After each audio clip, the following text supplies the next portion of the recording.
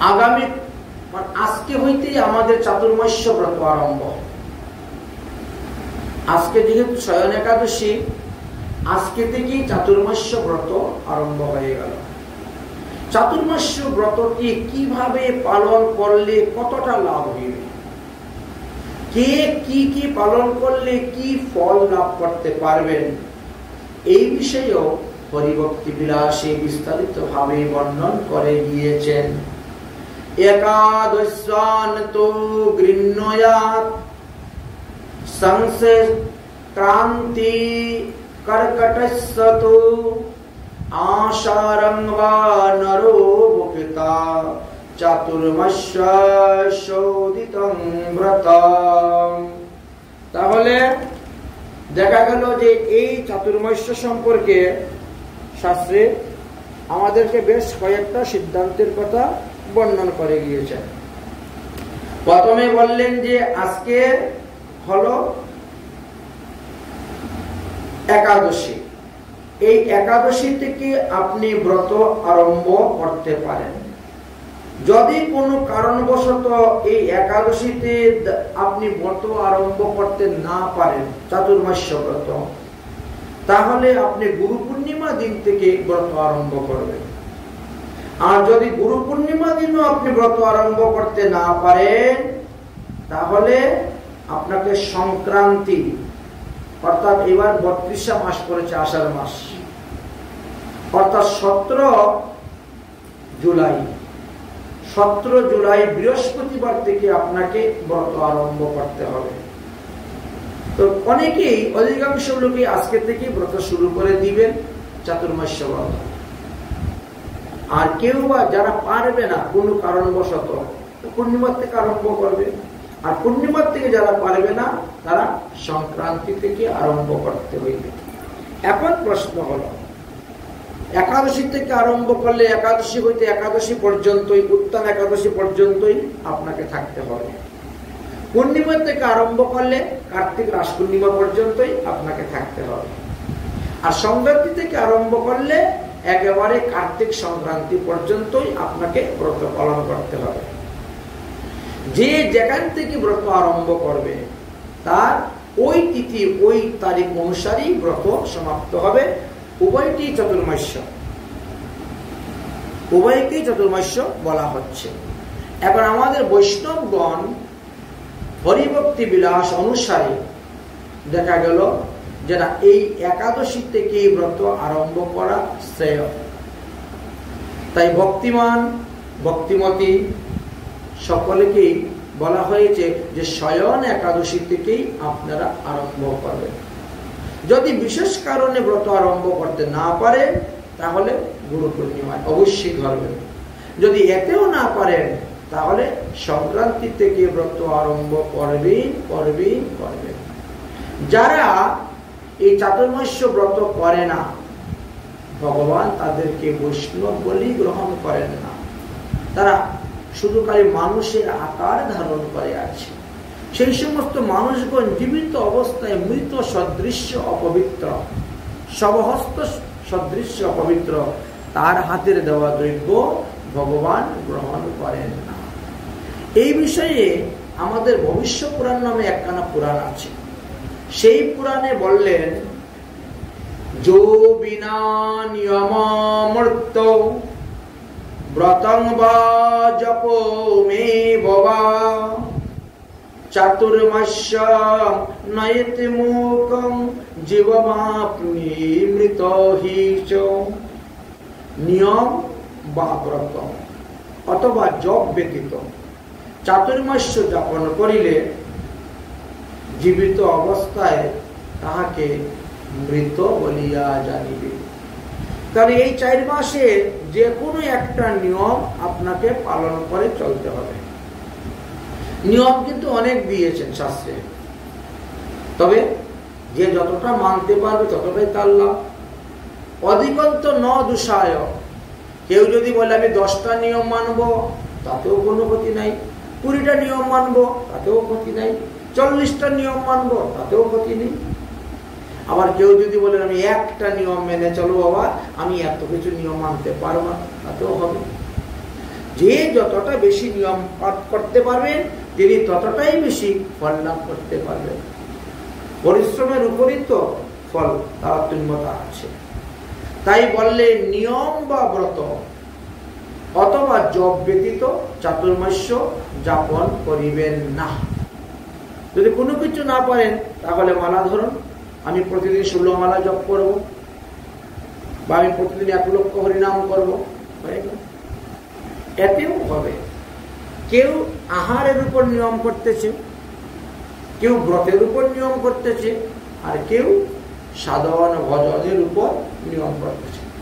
কেউ হয়তো নিয়ম করলেন প্রতিদিন আমি ফুলের মালা গীতে ভগবানকে পড়াবো, আমি আর কোনো নিয়ম পারবো না, এতেই না। কেউ হয়তো নিয়ম করেছেন যে আমি প্রতিদিন একবার হলে ঠাকুর মন্দিরে গিয়ে ঠাকুর দর্শন করবো, ঠাকুর প্রণাম করবো, যে কোনো একটা নিয়ম ধরে রাখতে হবে।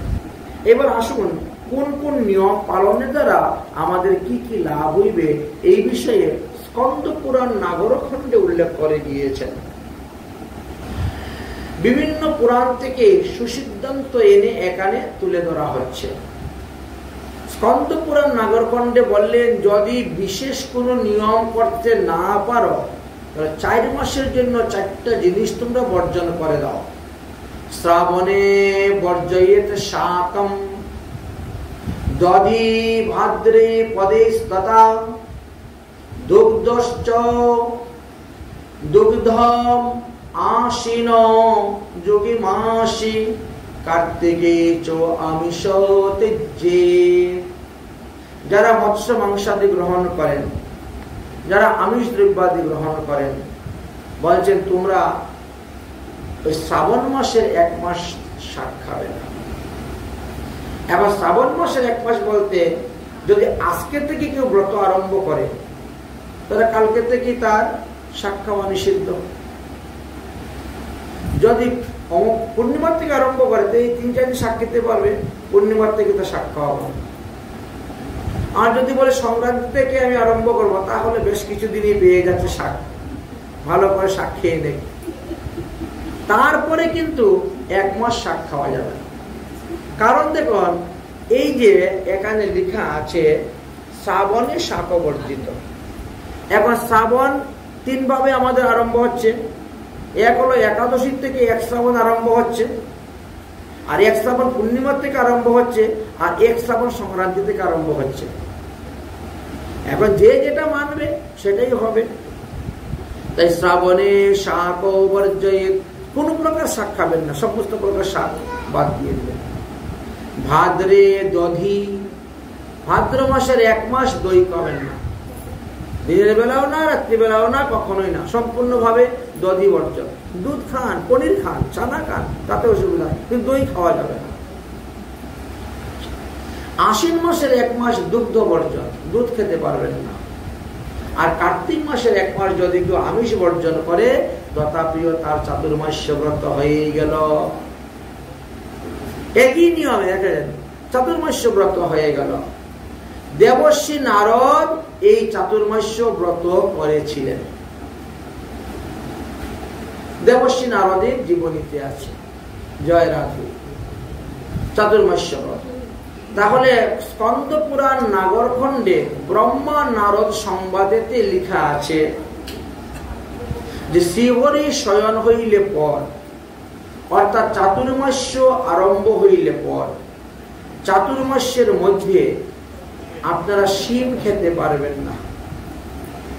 এই 4 মাস শিম খাওয়া বর্জন। শিম বা এটাকে সংস্কৃত নিষ্পাপ বলে, খাওয়া নিষেধ। দ্বিতীয়ত বরবটি, রাজমা এই 4 মাস খাওয়া নিষেধ। বরবটি এই 4 মাস খাওয়া নিষেধ। কলিঙ্গ আরেক প্রকার শাকের কথা বলছে, সেটাও খাওয়া নিষেধ। এমনকি পটল খাওয়া নিষেধ। এই 4 মাসের মধ্যে পটল খাবেন না, বেগুন খাবেন না। 4 মাস বেগুন খাওয়া বন্ধ। 4 মাস পান্তা ভাত মানে বাসি ভাত আমরা জল দিয়ে রেখে দিই, অনেক সময় পরের দিন খাই, কিন্তু এই 4 মাসের মধ্যে সেইগুলাও খাওয়া যাবে না। চাতুর্মাস্যের মধ্যে উৎপন্ন যে ফল এবং উৎপন্ন যে মূল এবং উৎপন্ন যে ফুল, সেইগুলা আপনি ভগবানকে অর্পণ করতে পারবেন। কোথায় কোথায় এই সিদ্ধান্ত দিয়েছেন, এটা ভগবানের ঋতুফল অনুসারে ব্যবহার করার কথা উল্লেখ করেছেন। কোথায় কোথায় বলছেন যে যেগুলা নিষেধ কথা বলা হয়েছে সেইগুলা চাতুর্মাসে উৎপন্ন হলেও আপনি গ্রহণ করিবেন না।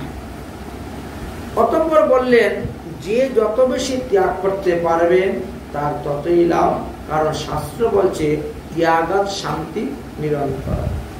তাই এই 4 মাস যদি কেউ ভূতলে শয়ন করে, একটা নিয়ম হয়ে গেল, আমি খাটের উপরে শুইব না, আমি মাটিতে শুইব। মাটিতে গদ্দি বিছাইয়া বিছনা করে ওর মধ্যে শয়ন করো, তাহলে তার চাতুর্মাস্য ব্রত হয়ে গেল। হয়তো আমি অন্য কোনো নিয়ম পারবো না, তাহলে আমি এই নিয়মটা তো করতে পারি যে 4 মাস আমি মাটিতে শয়ন করব, একটা নিয়ম হয়ে গেল। যাহারা উক্ত প্রকারে, অর্থাৎ উপরে যে বলা হয়েছে রাজমা খাবে না, বরবটি খাবে না, পটল খাবে না, বেগুন খাবে না, পান্তা ভাত খাবে না, বা শাক খাবে না, এই 1 মাসের জন্য যে বলা হয়েছে, এই সমস্ত যদি কেউ ত্যাগ করে অতি তাড়াতাড়ি ভগবত পাদপদ্ম লাভ করা যায়। আর যদি এই 4 মাস ব্রত করতে গিয়ে সে মরেই যায়, তথাপিও তার সমস্ত পাপ থেকে মুক্তি লাভ করে হরিধামে যেতে পারবে। মৃত্যু তো সহজ হয় না, সবার ভাগ্য হয় না। আর হয়ও, কারণ প্রতিদিনই তো আমাদের ভারতবর্ষে প্রায় 30,000 মতো লোক মারাই যাচ্ছে। এত বড় ভারতবর্ষে প্রতিদিন কিছু না কিছু ভাবে মারাই যাচ্ছে। এখন ব্রত করে মারা গেলে এক প্রকার ফল, ব্রত ছাড়া মারা গেলে আবার অন্যরকম ফল। ধর্ম অনুষ্ঠান করে যদি কেউ মারা যায় তার একরকম ফল, আর ধর্ম অনুষ্ঠান না করে পাপকর্ম করতে গিয়ে মারা যায় তার ফল অন্যরকম হবে। চাতুর্মাসে মরলেই যে মুক্তি হয়ে যাবে এমন কোনো কথা নয়। তাই বলছেন উপরে যে আলোচনা করা হয়েছে উক্ত দ্রব্য যাহারা গ্রহণ করিবেন তাদের পাপ হইবে, যাহারা বর্জন করতে পারবেন তারা 1 জন্ম কেন 7 জন্মের পাপ থেকে মুক্তি লাভ করতে পারবে। নরকে বাস করতে হইবে না, চণ্ডালাদি নিকৃষ্ট জনিত জন্মগ্রহণ করতে হইবে না। আর যাহারা ওইগুলা গ্রহণ করিবেন তাদেরকে নরক যন্ত্রণা ভোগ করতে হবে, আবার দেহান্তে চণ্ডালাদি অন্যান্য জনিতে গিয়েও জন্মগ্রহণ করতে হবে। তাই যারা বুদ্ধিমান ব্যক্তি, সুধী ব্যক্তি যারা, তারা অবশ্যই নিয়ম করবেন। কোনো কিছু না পারেন যে কোনো একটা নিয়ম করুন, হয় জপ, না হলে হোম, না হলে নাম সংকীর্তন বা সাধুমুখী হরিকথা। মহাপ্রভু যখন দক্ষিণ ভারতে গিয়েছিলেন তখন এই 4 মাস এরা খালি মহাপ্রভুর মুখ থেকে হরিকথাই শ্রবণ করেছে, বলে আমরা আর কোনো নিয়ম পারবো না, ডেইলি হরিকথা। চাতুর্মাস্য পুরা 4টা মাস প্রতিদিন একই নিয়মে মহাপ্রভুর মুখ থেকে সবাই হরিকথা শ্রবণ করতেন। এই 4 মাস হরিকথা শ্রবণ করার পরে গোপাল ভট্ট গোস্বামী পাদ, উনি দক্ষিণ ভারতে ছিলেন, তো এনার মাতা পিতা কাকা জেঠা সব শ্রী সম্প্রদায়ের বৈষ্ণব। কিন্তু মহাপ্রভুর নিকট থেকে যখন হরিকথা শ্রবণ করলেন তখন তিনার এই রাস্তাটা ভালো লেগে গেল। মহাপ্রভুর মত, মহাপ্রভুর পথ তিনি ধরে ফেললেন। তো হরিকথা শুনতে শুনতে তো হরিকে ভালোবাসা যায়। তাই বলছেন সবগুলো নিয়ম করতে পারলে ভালো, না হলে নাম সংকীর্তন ধরো অথবা সাধুমুখী হরিকথা, যে কোনো একটা না একটা নিয়ম আপনাকে পালন করতেই হবে। কারণ কে কতটা নিয়ম পালন করতে পারবে সেটা তার উপরে নির্ভর করে। বললেন যে চাতুর্মাস্য ব্রত যারা করবেন তারা আজকেই সংকল্প মন্ত্র করে নেবেন, বা আগামী করল সকালবেলা পালন করার পর সংকল্প মন্ত্র পাঠ করে নেবেন। কোন বিষয় নিয়ে আপনি 4 মাস ব্রত থাকবেন সংকল্প। কেউ আছেন যে না আমি এই 4 মাস চুল দাড়ি কাটবো না, চুল দাড়ি রেখে দিল, আমি আর কোনো নিয়ম পারবো না, এই একটাই নিয়ম। এমনও হয় চুল দাড়ি নখ কাটবো না। কেউ নিয়ম করলো 4 মাস আমি সাবান সোটা ব্যবহার করবো না। কেউ বা নিয়ম করে 4 মাস আমি সরিষার তেল খাবো না, গায়েও মাখবো না, হয়ে যাচ্ছে। এই সমস্ত নিয়মের কথা হরিভক্তি বিলাস 15 বিলাস 66 নম্বর শ্লোক থেকে আলোচনা করেছেন যে চাতুর্মাস্য ব্রত সংকল্প মন্ত্র পাঠ করিয়া যদি 4 মাস কেউ ব্রত করেন তাহলে তিনি 100 জন্মের সমস্ত পাপ থেকে মুক্তি লাভ পাইবেন। সংকল্প মন্ত্র পাঠ না করলে এর যথার্থ ফল লাভ করা যায় না। তাহলে আসুন আমরা আস্বাদন করি, তার মধ্যে দেখা যাবে কে কোনটা করতে পারেন। যার যেটা সুবিধা সে সেটাই ধরবেন, সেটাই 4 মাস পালন করার চেষ্টা করবেন। কোনো না কোনো একটা নিয়ম আপনাকে করতে হবে। এখন দেখি এই হরিভক্তি বিলাস আমাদের সামনে কতগুলা নিয়ম তুলে ধরেছেন, কতগুলা। প্রথম নিয়ম হলো সংকল্প মন্ত্র পাঠ করতে হবে। আচ্ছা, দ্বিতীয় নিয়ম হলো 4 মাস সহস্তে শ্রীহরির চরণে ফুল তুলসী অর্পণ করিবেন। সংকল্প মন্ত্র পাঠ করে করলে 100 জন্মের পাপ থেকে মুক্ত। প্রতিদিন যদি আপনি ভগবানের চরণে ফুল তুলসী দেন 4 মাস, তাহলে 4 মাসই হরিধাম প্রাপ্ত। 4 মাস যদি কেউ ভূমিতে শয়ন করে, তৃতীয় নিয়ম, তাহলে তিনি গোলকধামে যেতে পারবেন। চতুর্থ নিয়ম, 4 মাস যদি কেউ রাত্রিবেলার ভোজন ত্যাগ করে দেয়, আমি রাত্রে ভোজন করবো না, এই বিকালে 4টা, 4:30, 5টার সময় প্রসাদ পেয়ে দিল, বাস। আর রাত্রিবেলা কিছুই খেল, জলপান করতে পারে, জলপানকে আহার বলা হয় না। কেউ হয়তো নিয়ম করলো যে আমি রাত্রিবেলা আহার করিব না, তো এই নিয়ম তিনি করতে পারেন। তাহলে কি হবে, হরির দেহের সঙ্গে তিনার আত্মা এক হয়ে যাবে, তিনি শান্তি মুক্তি লাভ করে নিতে পারবেন যদি এই 4 মাস রাত্রি আহার তিনি বর্জন করতে পারেন। অনেকেই আছে আমাদের মধ্যে যে ওই বিকাল 4টা, 4:30, 5টার সময় প্রসাদ পেয়ে নেয়, সন্ধ্যা হওয়ার আগে প্রসাদ পেয়ে নেয়, রাত্রিবেলা কোনো কিছু পায় না। তাহলে এটা হলো আমাদের 4 নম্বর নিয়ম। 5 নম্বর নিয়ম হলো যে এই 4 মাস আমি সামুদ্রিক লবণ না খেয়ে শুধু সন্দুক লবণ দিয়ে রান্না করে ভোগ দিয়ে প্রসাদ পাবো। যদিও এটার দাম একটু বেশি, সন্দুক লবণের 40-50 টাকা কেজি পড়ে যায়, আর এইগুলো 15-20 টাকা কেজি পাওয়া যায়। যাই হোক, যদি 4 মাস কেউ নিয়ম করে যে আমি সামুদ্রিক লবণ খাবো না, আমি সন্দুক লবণ দিয়ে রান্না করেই খাবো, বলছে 4 মাসে তার কণ্ঠস্বর একবারে মধুর মতো হবে। আচ্ছা, যদি কেউ 5 নম্বর নিয়ম গেল, 6 নম্বর নিয়ম, এই 4 মাস যদি কেউ সরিষার তেল ত্যাগ করে দেন, আমি সরিষার তেল গ্রহণ করবো না, আমি বাদাম তেল খাবো, সূর্যমুখী তেল খাবো, অথবা ঘি ব্যবহার করবো, তাহলে তিনি সব পুত্র সন্তান লাভ করিতে পারেন। 7 নম্বর নিয়ম, এই 4 মাস যদি কেউ গায়ের মধ্যে সরিষার তেল মাখা ত্যাগ করে দেয়, প্রথমটা ছিল খাওয়া, সরিষার তেল সেবন করা। 7 নম্বরে বললেন যে গায়ের মধ্যে অঙ্গমর্দন যদি তিনি 4 মাসের মধ্যে ত্যাগ করে দেন, তাহলে তিনার দেহ অত্যন্ত সুন্দর হইবে। 8 নম্বর নিয়ম, এই 4 মাস যদি কেউ মধু গ্রহণ না করে, অথবা মহুয়া ফল, ওটাও মধুর মতনই হয়, মহুয়া ফুলের ঘ্রাণটা একদম মধুর মতনই, বাটে নেশা জাতীয় ভাব এসে যায়। যদি 4 মাস কেউ মধু বা মহুয়া ফলের তেল ত্যাগ করেন, তাহলে তিনি সৌভাগ্যবান হইবেন।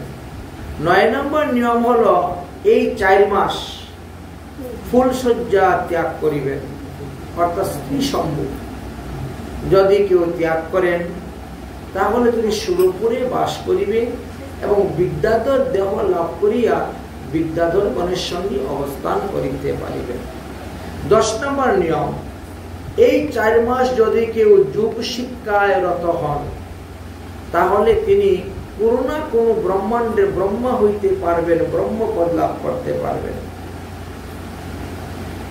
11 নম্বর নিয়ম, এই 4 মাস যদি কেউ তিতা খাওয়া ত্যাগ করে দেয়, টক খাওয়া ত্যাগ করে দেয়, কাঁচা লঙ্কা, শুকনা লঙ্কা, গুঁড়া লঙ্কা খাওয়া ত্যাগ করে দেয়, মধু খাওয়া ত্যাগ করে, আর সামুদ্রিক লবণ খাওয়া ত্যাগ করেন, তাহলে কদাচ তাহার দেহ বিরূপতা প্রাপ্ত হইবে না, দেহতে কখনো দুর্গন্ধ উৎপন্ন হয় না। 12 নম্বর নিয়ম বললেন, এই 4 মাস যদি কেউ পান সুপারি খাওয়া ত্যাগ করে দেয়, পান তাম্বুল, তাহলে তিনি নির্মলতা প্রাপ্ত হইবেন। 13 নম্বর নিয়ম বললেন, এই 4 মাস যদি মস্তকে বা পদেতে তৈলমর্দন না করেন, তাহলে তিনি দীপ্তশীল হইতে পারিবেন। 14 নম্বর নিয়ম, এই 4 মাস যদি কেউ ক্ষৌর কার্য না করে, চুল দাড়ি নখ মুছ লোক কর্তন না করে, তাহলে তিনি সুন্দর উপযুক্ত পদ প্রাপ্ত হইয়া ভগবত ধামে তিনি গমন করিতে পারিবেন। এই 4 মাস যদি কেউ দুধ খাওয়া দই খাওয়া বর্জন করে দেন, তাহলে তিনি গোলক ধাম প্রাপ্ত হইতে পারবেন। 15 নম্বর নিয়ম। 16 নম্বর নিয়ম হলো, এই 4 মাস যদি অগ্নিপক্ষ দ্রব্য কেউ ত্যাগ করে দেয়, আমি আগুনের রান্না কোনো দ্রব্য খাবো না, মানে ফলাহার হয়ে গেলেন, তাহলে ফল টল খেলেন, অগ্নিপক্ষ কোনো দ্রব্য আমি গ্রহণ করব না, তাহলে তিনি বহু সন্তান লাভ করিতে পারিবেন। 17 নম্বর নিয়ম, এই 4 মাস যদি কেউ পাষাণ তলে অথবা ধরাতলে শয়ন করেন, পাথরের উপর অথবা মাটিতে শয়ন করেন, তাহলে তিনি মৃত্যুর পরে শ্রীহরির পার্শ্বদ হয়ে শ্রীহরির সঙ্গে অবস্থান করতে পারবেন। 18 নম্বর নিয়ম হলো, এই 4 মাস যারা আমিষ ত্যাগ করতে পারবেন, তারা মুনি ঋষির যোগ্যতা লাভ করে তারা মুনি ঋষি হইতে পারবেন। 19 নম্বর নিয়ম হলো মদ্যপান। এই 4 মাস যারা মদ্যপান ত্যাগ করবে, তারা ব্যাধিহীন, রোগহীন এবং মহা তেজস্বী হইতে পারবে।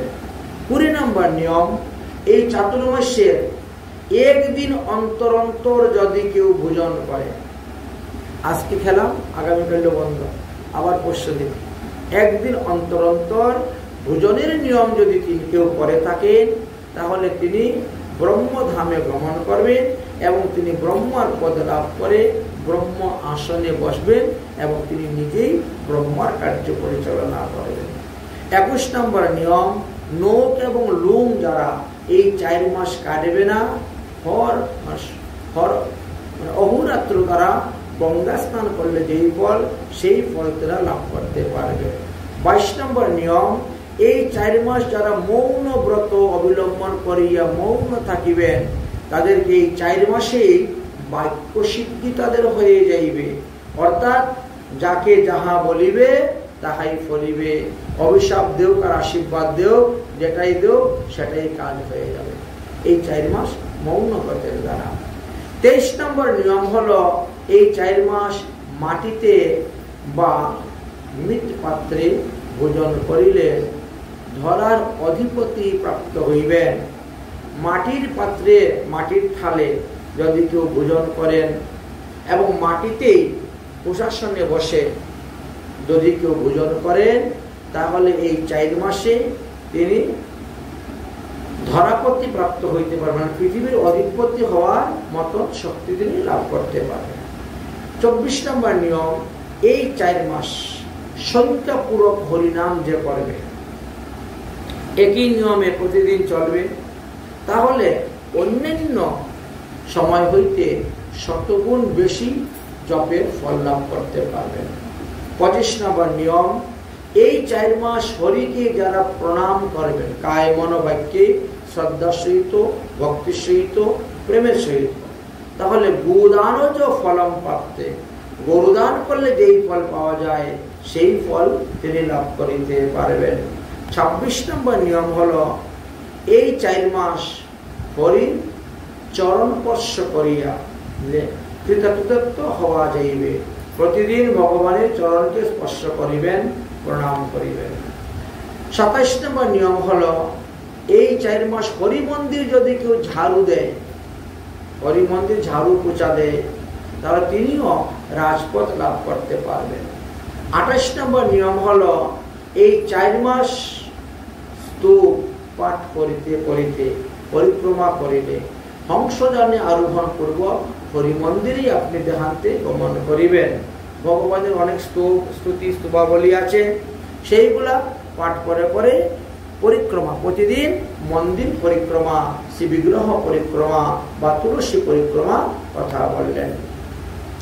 29 নম্বর নিয়ম বললেন, এই 4 মাস হরি মন্দিরে যারা গীত বা কীর্তন করবেন, তারা দেহান্তে গন্ধর্ব লোক প্রাপ্ত হইবেন এবং গন্ধর্ব ধামেতেই অবস্থান করতে পারিবেন। 30 নম্বর নিয়ম, এই 4 মাস হরিকথা যিনি পরিবেশন করিবেন, তিনি ব্যাস রূপে ভগবানের সারূপ্য প্রাপ্ত হইয়া তিনি হরি মন্দিরে গমন করিবেন। 31 নম্বর নিয়ম, এই 4 মাস হরিকে যারা ফুলের মালা গিথে ভগবানকে অর্পণ করিবেন, হরিদাম তিনি প্রাপ্ত হইবেন এবং দেহান্তে অপ্সরা দেহ লাভ করিতে পারিবেন। 32 নম্বর, এই 4 মাস শয়ন একাদশী, এই 4 মাস তীর্থের জলে যারা স্নান করিবেন, তাদের শরীর নির্মল হইয়া যাইবে।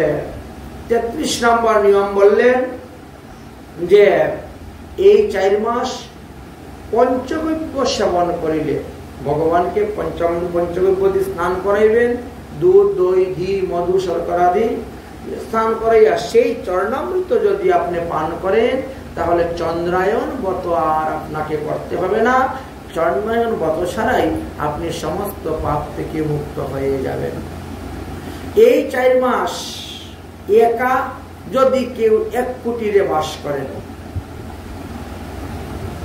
একটা ঘরের মধ্যে একাই একজন বাস করেন, যদি এই 4 মাস, তাহলে অগ্নিহোত্র ফল প্রাপ্ত হইবেন। অগ্নিহোত্র যজ্ঞ যে ফল, সেই ফল তিনি লাভ করতে পারবেন। 35 নম্বর নিয়ম হলো, এই 4 মাস দিবা ভোজন যিনি ত্যাগ করবেন, আমি দিনের বেলা অন্ন সেবা করব না, রাত্রিবেলা গিয়ে করব।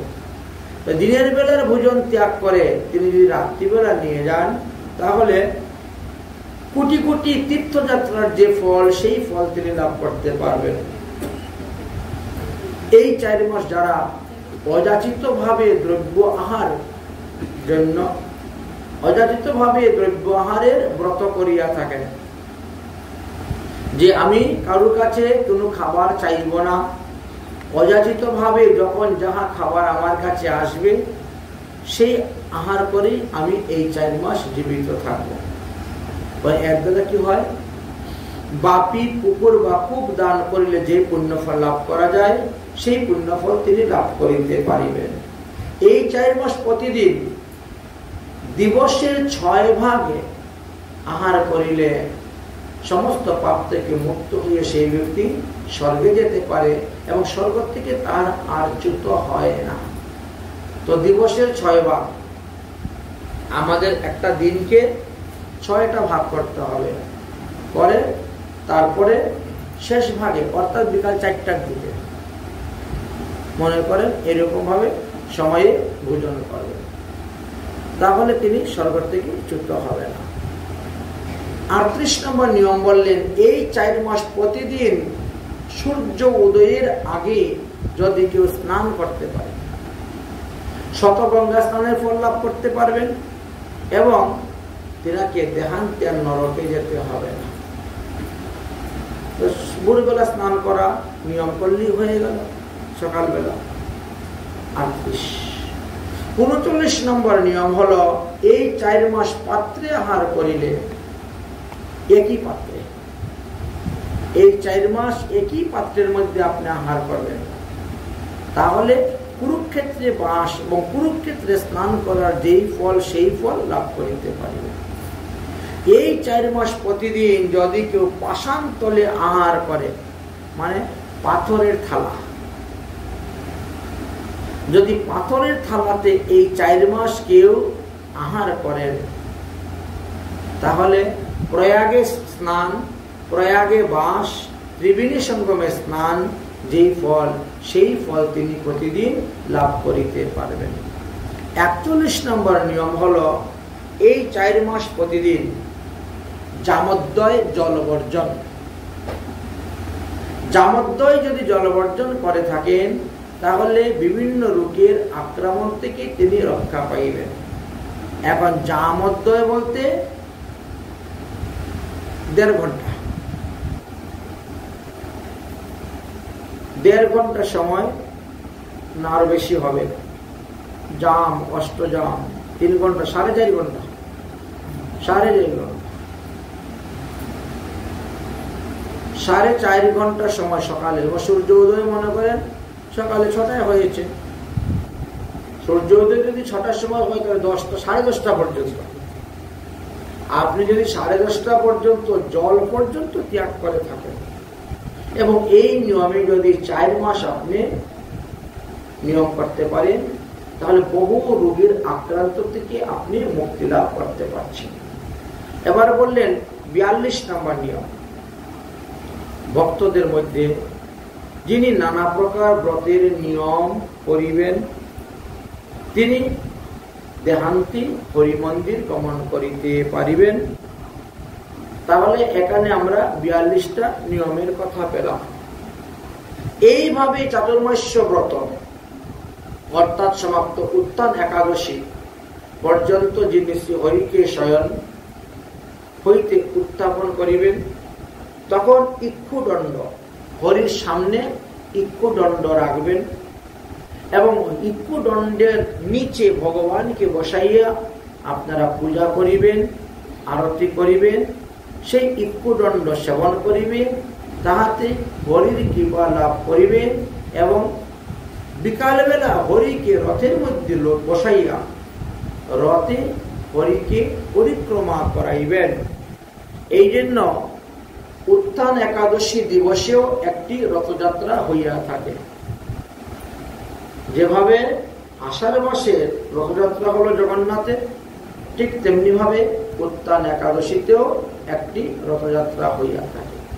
অতএব সেই রথযাত্রায় শ্রীহরির রথযাত্রা হইয়া থাকে, আর সেই রথযাত্রাতে আপনারা শ্রীহরিকে রথে আরোহণ করাইয়া চড়াইবেন। এই যে 32 প্রকার নিয়মের কথা বলা হয়েছে, এই 32 প্রকার নিয়মের মধ্যে থেকে যে কোনো এক প্রকার 42 প্রকার নিয়মের কথা বলা হয়েছে, ওই 42 প্রকার নিয়মের মধ্যে যে কোনো এক প্রকার নিয়মও যদি কেউ পালন করে তথাপিও তিনি উত্তম পদে লাভ করতে পারবেন। সুতরাং যারা আজকে থেকে ব্রত আরম্ভ করবেন তাদের কাছে আজকে থেকেই আগামী কল্য থেকে শ্রাবণ মাস শুরু। যারা পূর্ণিমা থেকে আরম্ভ করবেন তাদের পূর্ণিমা থেকে শ্রাবণ মাস শুরু হবে, আর যারা সংক্রান্তি থেকে আরম্ভ করবেন সংক্রান্তি থেকে শুরু হবে। তাহলে শ্রাবণ মাসে আমাদের কি কি করা কর্তব্য?